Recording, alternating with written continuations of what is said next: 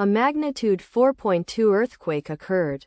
Philippine Islands region. 73 kilometers W of Batak City, Philippines or 76 kilometers WSW of Lawag, Philippines. On Saturday, the 17th of May 2025, at 4 hours 9 minutes and 7 seconds local time, the quake had a depth of 10 kilometers and was not felt, or at least not reported so.